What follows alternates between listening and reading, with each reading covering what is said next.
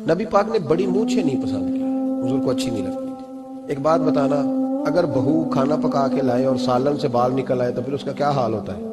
कई तो बूढ़े प्लेट उठा के दीवार में मारते हैं, और अगर कभी रोटी से निकल आए तो बीवी साहबा का क्या हाल होता है? ये कोई तरीका है खाना पकाने का? और अल्लाह ताला माफ करे, अगर कभी होटल में चले जाए अमीर लोग तो वहां किसी सालन की प्लेट से बाल निकल आए तो फिर तो पैसे क्या देने हैं, फिर तो उनको और जुर्माना हो जाता है। ये तो सारे बाल निकल आए तो मुश्किल, और वैसे भी जो नफासत है ना तबीयत की, उस पर बोझ बनता है। बाल खाने में हो, आटे में हो, तो बोझ बनता है। तो बड़ी मूछों वाला दोस्त, भाई, बुजुर्ग जब पानी पिएगा तो बाल पानी में जाएंगे कि नहीं जाएंगे? हकीम और डॉक्टर कहते हैं कि कैंसर के मर्ज का खतरा है।